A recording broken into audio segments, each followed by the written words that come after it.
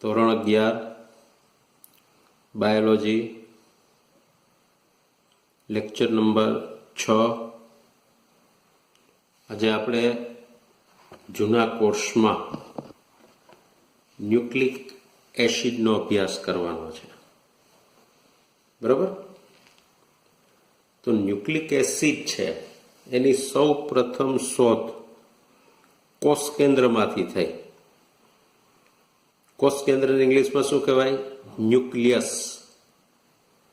એના ઉપરથી nucleic acid એવું નામ રાખવામાં આવ્યું છે। ત્યારબાદ જીવાણુ અને વિષાણુમાંથી પણ ન્યુક્લિક એસિડને શોધી કાઢવામાં આવ્યા। બધા સજીવોની અંદર ન્યુક્લિક એસિડ છે એ વારસાગત લક્ષણો માટે જવાબદાર છે। આ ન્યુક્લિક એસિડનું કાર્ય થશે કે ન્યુક્લિક એસિડ છે એ બધા સજીવોની અંદર વારસાગત લક્ષણો માટે જવાબદાર છે। ન્યુક્લિક એસિડના બે પ્રકાર છે, ડીએનએ અને આરએનએ। ડીએનએનું પૂર્ણ નામ થશે ડીઓક્સીરિબોન્યુક્લિક એસિડ અને આરએનએનું પૂર્ણ નામ થશે રિબોન્યુક્લિક એસિડ। બંને પ્રકારના ન્યુક્લિક એસિડ છે એ બંધારણની અંદર મોટા ભાગે સામ્યતા દર્શાવે છે। મૂળભૂત રીતે બંને પ્રકારના ન્યુક્લિક એસિડ ન્યુક્લિયોટાઇડ તરીકે ઓળખાતા બંધારણીય એકમો છે એના બનેલા છે। હવે સામાન્ય રીતે ન્યુક્લિક એસિડ ન્યુક્લિયોટાઇડના બનેલા છે, તો ન્યુક્લિયોટાઇડ છે એ શેના બનેલા હોય છે? તો હવે આપણે આગળ ઉપર ન્યુક્લિયોટાઇડના બંધારણીય ઘટકો વિશે જોઈ તો દરેક ન્યુક્લિયોટાઇડ 3 પેટા એકમોનો બનેલો હોય છે: પેન્ટોઝ શર્કરા, નાઇટ્રોજન બેઝ અને ફોસ્ફરિક એસિડ, બરાબર? હવે એની અંદર પેન્ટોઝ શર્કરા વિશે જોઈ તો પેન્ટોઝ શર્કરા છે કે જે ન્યુક્લિયોટાઇડના બંધારણીય ઘટક તરીકે આવેલી હોય એ બે પ્રકારની છે, રિબોઝ અને ડીઓક્સીરિબોઝ। આપણે આગળ જોયું આ બંને આલ્ડો પેન્ટોઝ પ્રકારની શર્કરા છે, જેમાં રિબોઝ પ્રકારની પેન્ટોઝ શર્કરા આરએનએના બંધારણમાં આવેલી હોય છે। ટૂંકમાં આરએનએની અંદર પેન્ટોઝ શર્કરા તરીકે રિબોઝ પ્રકારની પેન્ટોઝ શર્કરા આવેલી હોય છે, જ્યારે ડીઓક્સીરિબોઝ પ્રકારની પેન્ટોઝ શર્કરા ડીએનએના બંધારણમાં આવેલી હોય છે। હવે આ બંને પ્રકારની પેન્ટોઝ શર્કરા છે એના બંધારણીય સૂત્ર છે એ આપણે આગળ જોઈ ચૂક્યા છીએ। આપણે ખ્યાલ છે કે પેન્ટોઝ શર્કરાના બંધારણીય સૂત્ર રિંગ સ્વરૂપ કેવા હોય છે જેના વિશે આપણે આગળ જોયું છે, બરાબર? ત્યાર પછી ન્યુક્લિયોટાઇડ છે એના બંધારણીય ઘટક તરીકે નાઇટ્રોજન બેઝ આવેલ હોય છે, બરાબર? હવે નાઇટ્રોજન બેઝ છે એની રચના જોઈ તો કયા સ્વરૂપે હોય છે? તો નાઇટ્રોજન બેઝ છે એ રિંગ સ્વરૂપની ચક્રીય રચના ધરાવે છે, જેના બે પ્રકાર છે, પ્યુરિન અને પિરિમિડિન। જેમાં પ્યુરિન પ્રકારના નાઇટ્રોજન બેઝ છે એના બંધારણની અંદર બે રિંગ આવેલી હોય છે। આ રિંગ 5 કાર્બન અને 4 નાઇટ્રોજનની બનેલી હોય છે, બરાબર? એડેનિન અને ગ્વાનિન એ પ્યુરિન પ્રકારના નાઇટ્રોજન બેઝ છે। એડેનિન અને ગ્વાનિન છે એ પ્યુરિન પ્રકારના નાઇટ્રોજન બેઝ છે, જેને દર્શાવવા માટે તેના અંગ્રેજી પ્રથમ મૂળાક્ષર એડેનિન માટે એ, ગ્વાનિન માટે G એવો શબ્દ પ્રયોગ કરાય છે. હવે આ નાઇટ્રોજન બેઝ છે એડેનિન અને ગ્વાનિન, એના આપણે બંધારણીય સૂત્ર જોઈ તો અહીંયા એડેનિનનું બંધારણીય સૂત્ર આપેલું છે, જેની અંદર તમે જોશો તો પહેલા ક્રમ ઉપર carbon, nitrogen, carbon, nitrogen, carbon, carbon, nitrogen, carbon અને નાઇટ્રોજન, આ રીતે બે રિંગ આવેલી હશે, જેમાં 5 કાર્બન અને 4 નાઇટ્રોજનના પરમાણુ આવેલા હશે. હવે એડેનિનના બંધારણની અંદર પહેલા સ્થાને NH2 સમૂહ આવેલો હોય છે. જો બંધારણીય સૂત્ર ગોખવાની જરૂર નથી, માત્ર એટલું જ યાદ રાખવાનું, એડેનિનમાં પહેલા સ્થાને NH2 સમૂહ આવેલો હોય છે. પછી આપણે જોવાનું કે કાર્બનની 4 સંયોજકતા અને નાઇટ્રોજનની 3 સંયોજકતા સંયોજાવી જોઈએ. જો સંયોજકતા સંયોજાતી ન હોય તો દ્વિબંધ મૂકવાનો, બરોબર, અને ઉપરા ઉપર દ્વિબંધ પણ આવવા જોઈએ નહીં. તો પહેલા સ્થાને જે કાર્બન છે, બરોબર, એની અંદર 3 સંયોજકતા તો હશે જ, પણ કાર્બન અને નાઇટ્રોજન વચ્ચે દ્વિબંધ મૂકશો એટલે કાર્બનની 4 સંયોજકતા થશે, નાઇટ્રોજનની 3 સંયોજકતા થશે. એના પછી જે કાર્બન છે 3 નંબર, એની પણ 4 સંયોજકતા સંયોજાવી જોઈએ. અહીંયા એક H મૂકતા ભૂલાણો છે, અહીંયા H મૂકી શકો એટલે કાર્બનની 4 સંયોજકતા થશે. ત્યાર પછી નાઇટ્રોજનની 3 થશે. 5 નંબરના કાર્બન અને 6 નંબરના કાર્બન વચ્ચે દ્વિબંધ, બરોબર. ત્યાર પછી 7 નંબર ઉપર નાઇટ્રોજનની 3 સંયોજકતા, કાર્બનની 3 સંયોજકતા થશે, એક ઘટશે એટલે H મૂકવાનો, બરોબર. એવી જ રીતે ગ્વાનિનના બંધારણીય સૂત્રની અંદર પણ તમે જોશો તો પહેલા સ્થાને સામાન્ય રીતે હાઇડ્રોક્સિલ સમૂહ O અને ત્રીજા સ્થાને NH2 સમૂહ આવેલો હશે. પછી કાર્બન અને નાઇટ્રોજનની સંયોજકતા ટૂંકમાં સંયોજાવી જોઈએ. તો આ એડેનિન અને ગ્વાનિનના બંધારણીય સૂત્ર થશે. ત્યાર પછી પિરિમિડિન પ્રકારના નાઇટ્રોજન બેઝ વિશે જોઈએ તો થાયામિન, સાઇટોસિન, યુરેસિલ એ પિરિમિડિન પ્રકારના નાઇટ્રોજન બેઝ છે, જેને પણ અનુક્રમે તેના પ્રથમ અંગ્રેજી મૂળાક્ષર થાયામિનને T, સાઇટોસિનને C, યુરેસિલને U થી દર્શાવવામાં આવે છે. પિરિમિડિન પ્રકારના નાઇટ્રોજન બેઝ છે, એના બંધારણમાં એક રિંગ આવેલી હોય છે, જેમાં 4 કાર્બન અને 2 નાઇટ્રોજન આવેલા હોય છે, જેના પણ તમે બંધારણીય સૂત્ર જોશો તો આ પ્રકારે જોવા મળશે. આ સાથે PDF પણ મોકલીશ, એટલે PDFમાં જે કંઈ બંધારણીય સૂત્ર છે એ તૈયાર કરવાના, જેથી કોઈ વધારાની વસ્તુ ગોખવી ન પડે.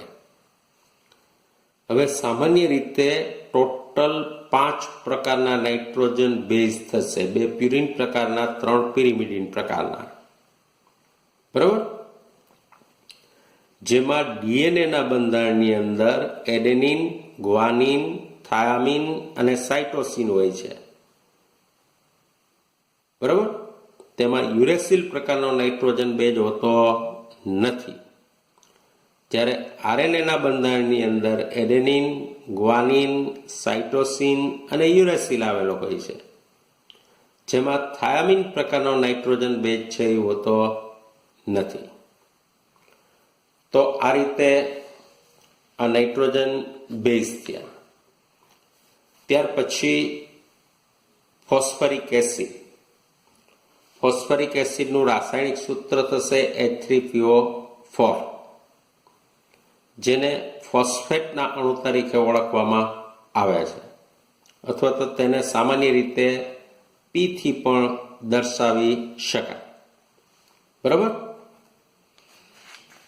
તો આ ન્યુક્લિયોટાઇડના બંધારણીય ઘટકો થશે. હવે આપણે આગળ ઉપર જોઈએ તો પહેલા ન્યુક્લિયોસાઇડ કોને કહેવાય? બરાબર? અથવા તો ન્યુક્લિયોસાઇડ કઈ રીતે બને છે? તો કે જ્યારે પેન્ટોઝ શર્કરા સાથે પ્યુરિન કે પિરિમિડિન પ્રકારનો નાઇટ્રોજન બેઝ જોડાતા બનતા અણુને ન્યુક્લિયોસાઇડ કહે છે. અહીં નાઇટ્રોજન બેઝ છે એ શર્કરાના બંધારણમાં આવેલા પ્રથમ કાર્બન પરમાણુ સાથે જોડાય છે, અને આ રીતે જે અણુ બને એને શું કહેવાય છે? ન્યુક્લિયોસાઇડ. હવે ન્યુક્લિયોસાઇડ છે એના બંધારણની અંદર આવેલ પેન્ટોઝ શર્કરાને આધારે એના આગળ ઉપર પ્રકારો પડે છે. બરાબર? તો જો ન્યુક્લિયોસાઇડના બંધારણની અંદર પેન્ટોઝ શર્કરા તરીકે રિબોઝ પ્રકારની પેન્ટોઝ શર્કરા આવેલી હોય તો એવા ન્યુક્લિયોસાઇડને રિબોસાઇડ કહેવાય. બરાબર? હવે આવા રિબોસાઇડના ઉદાહરણ જોઈએ તો રિબોઝ પ્રકારની પેન્ટોઝ શર્કરા તરીકે સાથે નાઇટ્રોજન બેઝ એડેનિન જોડાય તો એવા રિબોસાઇડને એડિનોસાઇન કહે છે. એવી જ રીતે રિબોઝ પ્રકારની પેન્ટોઝ શર્કરા સાથે ગ્વાનિન પ્રકારનો નાઇટ્રોજન બેઝ જોડાય તો એવા રિબોસાઇડને ગ્વાનોસાઇન કહે છે. રિબોઝ પ્રકારની પેન્ટોઝ શર્કરા આરએનએના બંધારણમાં આવેલી હોય, આરએનએના બંધારણમાં થાયામીન પ્રકારનો નાઇટ્રોજન બેઝ હોતો નથી, એટલે થાયામીન જોડાતો નથી. પરંતુ રિબોઝ પ્રકારની પેન્ટોઝ શર્કરા સાથે સાઇટોસિન પ્રકારનો નાઇટ્રોજન બેઝ જોડાય તો એવા રિબોસાઇડને સાઇટિડીન કહે છે. એ જ રીતે રિબોઝ પ્રકારની પેન્ટોઝ શર્કરા સાથે યુરેસિલ પ્રકારનો નાઇટ્રોજન બેઝ જોડાય તો તેને યુરિડીન કહે છે. એવી જ રીતે ડીઓક્સીરિબોસાઇડ ના ઉદાહરણ જોઈ તો ડીઓક્સીરિબોઝ પ્રકારની પેન્ટોઝ શર્કરા સાથે એડેનિન પ્રકારનો નાઇટ્રોજન બેઝ જોડાય તો એવા ડીઓક્સીરિબોસાઇડને ડીઓક્સી એડિનોસાઇન કહેવાય. એવી જ રીતે ડીઓક્સીગ્વાનોસાઇન, ડીઓક્સીથાયામિડિન, ડીઓક્સીસાઇટિડીન જ્યારે ડીએનએના બંધારણમાં યુરેસિલ પ્રકારનો નાઇટ્રોજન બેઝ હોતો નથી. તો આ રીતે ન્યુક્લિયોસાઇડ વિશે આ પ્રકારની માહિતી ધ્યાનમાં રાખવાની. એવી જ રીતે આગળ ઉપર જોઈએ તો ન્યુક્લિયોટાઇડ કઈ રીતે બને છે? બરાબર? તો કે જ્યારે ન્યુક્લિયોસાઇડમાં આવેલ પેન્ટોઝ શર્કરાના 5મા કાર્બન પરમાણુ સાથે ફોસ્ફરિક એસિડ એટલે કે ફોસ્ફેટનો અણુ એસ્ટર બંધથી જોડાતા બનતા અણુને ન્યુક્લિયોટાઇડ કહે છે. બરાબર? જેની આકૃતિ અહીંયા દર્શાવેલી છે. બરાબર? ટૂંકમાં ન્યુક્લિયોસાઇડ છે એમાં જે પેન્ટોઝ શર્કરા આવેલી છે એના 5મા કાર્બન પરમાણુ સાથે ફોસ્ફરિક એસિડનો અણુ એસ્ટર બંધથી જોડાતા જે અણુ બને એને ન્યુક્લિયોટાઇડ કહે છે. હવે ન્યુક્લિયોસાઇડની જેમ જ ન્યુક્લિયોટાઇડના બંધારણમાં જે પેન્ટોઝ શર્કરા આવેલી હોય છે એને આધારે એના પ્રકાર પણ પડશે.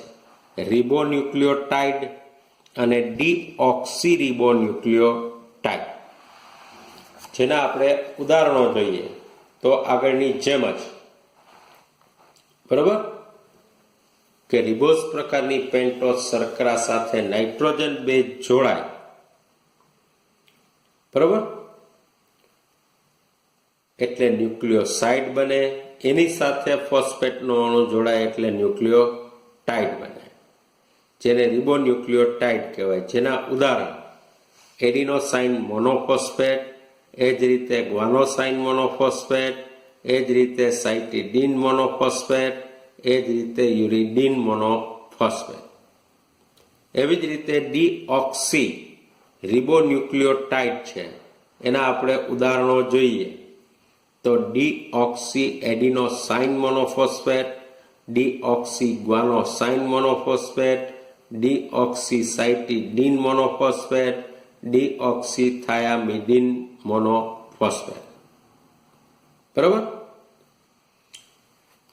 તો આ થયા ન્યુક્લિયોટાઇડ, કે ન્યુક્લિયોટાઇડ કોને કહેવાય, ન્યુક્લિયોટાઇડના ઉદાહરણો કેવા હોય છે, બરાબર? તો એના વિશે આપણે જોયું. હવે આપણે અભ્યાસક્રમમાં વારંવાર ઉપયોગમાં લેવાતો અણુ કે આવતો અણુ, જેના વિશે આપણે જોઈએ છીએ કે આવું નામ આપણે સાંભળેલું છે, એટીપી. બરાબર? તો એટીપી છે એ કોષનું એક શક્તિ ચલણ છે. જ્યારે કોષને કોઈ પણ પ્રકારના કાર્યો કરવા હોય અને કાર્યો કરવા માટે શક્તિની જરૂરિયાત ઉત્પન્ન થાય તો કોષ આ એટીપીમાંથી શક્તિ પ્રાપ્ત કરે છે. હવે આ એટીપી શું છે? તો એટીપી છે એ એક પ્રકારનો રિબોન્યુક્લિયોટાઇડ છે. એટીપીના નિર્માણમાં રિબોઝ પ્રકારની શર્કરા સાથે એડેનિન પ્રકારનો નાઇટ્રોજન બેઝ તથા શર્કરાના 5મા કાર્બન પર 3 ફોસ્ફેટના અણુ જોડાયેલા હોય છે. બરાબર? એટલે ટૂંકમાં રિબોઝ પ્રકારની પેન્ટોઝ શર્કરા અને એડેનિન પ્રકારનો નાઇટ્રોજન બેઝ જોડાય એટલે બનશે એડિનોસાઇન. હવે આવા રિબોસાઇડ સાથે પ્રથમ ફોસ્ફેટનો અણુ જોડાય એટલે બનશે એડિનોસાઇન મોનોફોસ્ફેટ, જેને ટૂંકમાં એએમપી થી ઓળખવામાં આવે. હવે આ ફોસ્ફેટના અણુ સાથે બીજો ફોસ્ફેટનો અણુ શક્તિસભર બંધથી જોડાતા જે અણુનું નિર્માણ થાય એ અણુને કહેવાશે એડીપી, એડિનોસાઇન ડાયફોસ્ફેટ. એવી જ રીતે એડીપી સાથે પાછો ફોસ્ફેટનો અણુ શક્તિસભર બંધથી સંયોજાતા જે આખા અણુનું નિર્માણ થશે એ અણુને કહેવાશે એટીપી, એડિનોસાઇન ટ્રાયફોસ્ફેટ. બરાબર? તો આટલી વસ્તુ એટીપી વિશે ધ્યાનમાં રાખવાની. હવે પોલીન્યુક્લિયોટાઇડ કઈ રીતે બને છે, બરાબર, એના વિશે જોઈએ. તો કે એક ન્યુક્લિયોટાઇડ છે,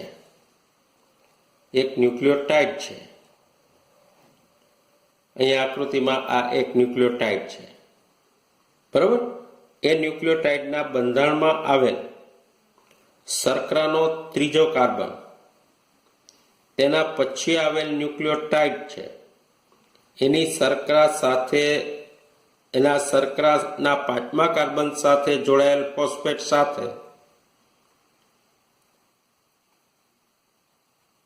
જોડાય અને જે અણુ બને એને કહેવાય ડાયન્યુક્લિયોટાઇડ. અહીં જોડાણ સ્થાને રચાતો આ જે બંધ છે એ બંધને ફોસ્ફોડાયસ્ટર બંધથી ઓળખવામાં આવે છે. તો આ રીતે અનેક ન્યુક્લિયોટાઇડના અણુઓ એકબીજા સાથે ફોસ્ફોડાયસ્ટર બંધથી જોડાતા જે શૃંખલામય અણુ બને એને શું કહેવાય? પોલીન્યુક્લિયોટાઇડ. હવે ડીએનએ છે એના બંધારણમાં આવી બે પોલીન્યુક્લિયોટાઇડ શૃંખલા આવેલી હોય છે, જ્યારે આરએનએ છે એના બંધારણમાં આવી એક પોલીન્યુક્લિયોટાઇડ શૃંખલા આવેલી જોવા મળે છે. બરાબર? ખાસ ધ્યાનમાં રાખવાનું, ડીએનએના બંધારણની અંદર પેન્ટોઝ શર્કરા તરીકે ડીઓક્સીરિબોઝ પ્રકારની પેન્ટોઝ શર્કરા હશે, જ્યારે આરએનએના બંધારણની અંદર પેન્ટોઝ શર્કરા તરીકે રિબોઝ પ્રકારની પેન્ટોઝ શર્કરા હશે. બીજી એક વસ્તુ ખાસ ધ્યાનમાં રાખવાની, ડીએનએના બંધારણની અંદર યુરેસિલ પ્રકારનો નાઇટ્રોજન બેઝ હશે નહીં, જ્યારે આરએનએના બંધારણની અંદર થાયામીન પ્રકારનો નાઇટ્રોજન બેઝ આવેલો હશે નહીં. તો આ વસ્તુ છે એનો અભ્યાસ કર્યા પછી આપણી ટેક્સ્ટબુકમાંથી જે આપણે અભ્યાસ કરવાનો છે એ એકદમ ઇઝી પડશે. બરાબર? જેનો આપણે હવે પછીના લેક્ચરમાં અભ્યાસ કરશું.